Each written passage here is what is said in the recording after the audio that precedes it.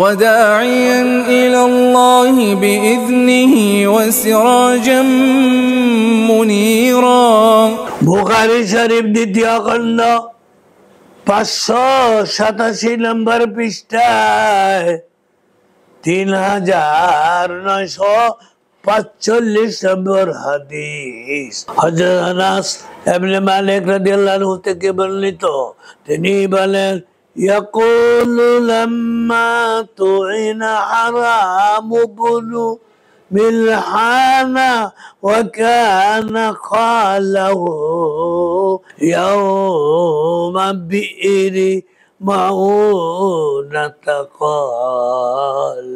قال بالدمها كذا فنضحت على وجهه ورأسه ثم قال فزت ورب الكعبة। অর্থাৎ তার মামা হারাম ইবনে মিলহান, তার মামা হারাম ইবনে মিলহান রাদিয়াল্লাহু আনহুকে বীরে মাউনার দিন বর্ষাবিদ্ধ করা হলে তিনি প্রবাহিত রক্ত নিজের চেহারা মাথায় মেখে বললেন,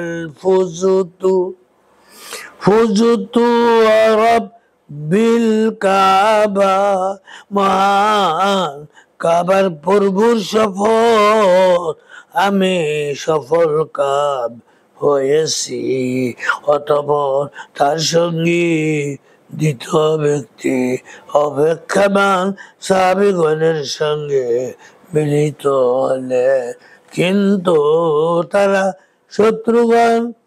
শত্রুগণ কর্তৃক বেষ্টিত হয়ে সকলেই শাহাদাত বরণ করেছিলেন। শুধুমাত্র একজন পাহাড়ের উপর উঠে রক্ষা পেয়েছিল। এবার আরো শুনুন, বুখারী শরীফ দ্বিতীয় খণ্ড 587 নম্বর পৃষ্ঠায় 3946 নম্বর হাদিস। হযরত উরওয়া ইবনে জুবায়ের রাদিয়াল্লাহু আনহু থেকে বর্ণিত, তিনি বলেন, قال لما قتل الذين ببئر معونة وأسر عمرو بن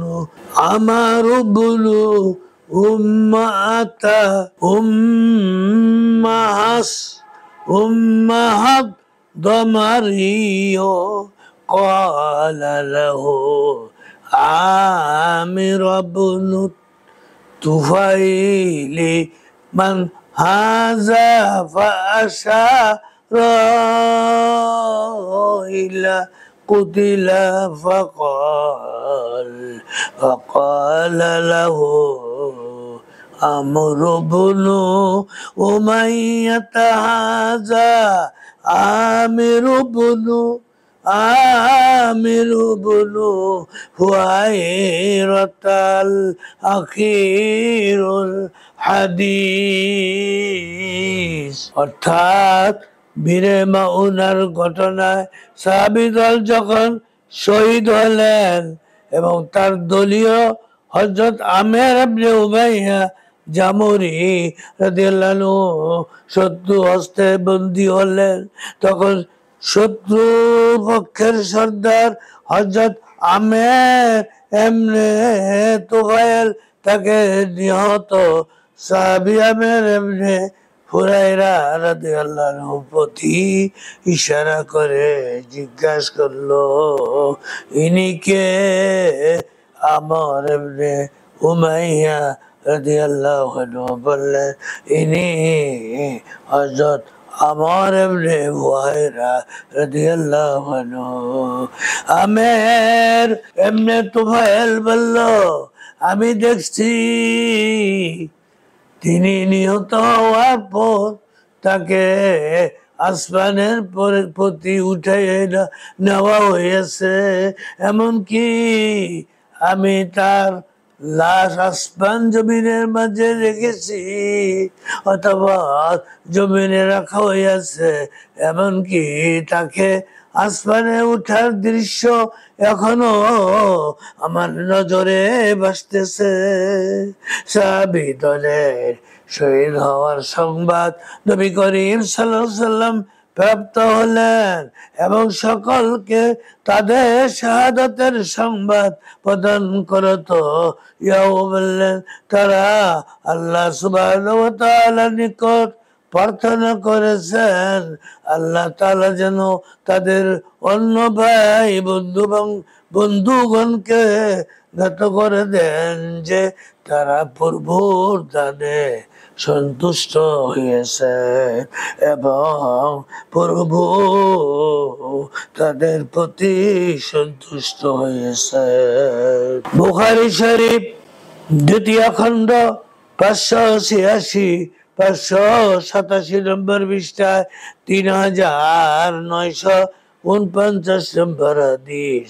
হযরত আসেম আহওয়াল রাদিয়াল্লাহু আনহু থেকে বর্ণিত, তিনি বলেন قال سألت أنس بن مالك رضي الله عنه عن القنوت في الصلاة فقال نعم، فقلت كان قبل الركوع أو بعده؟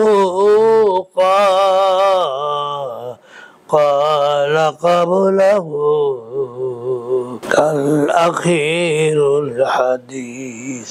নবী বলেন আমি হযরত আনাস রাদিয়াল্লাহু আনহুকে বেতের নামাজের মধ্যে দোয়া কুনুত পড়া সম্পর্কে জিজ্ঞেস করলাম।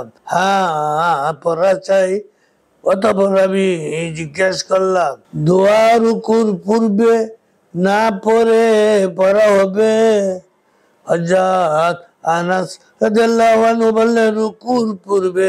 আমি বললাম এক ব্যক্তি আপনার তরফ হতে বর্ণনা করেছে যে তার রুকুর পরে। হযরত আনাস রাদিয়াল্লাহু আনহু বললেন সে ভুল বুঝেছে। ওই নিয়ম কুনুতে নাজেলা সম্পর্কে ছিল সাময়িক।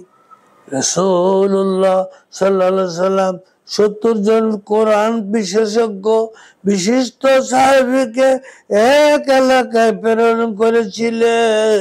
তথাকার কাফেররা তাদেরকে শহীদ করে ফেলেছিল।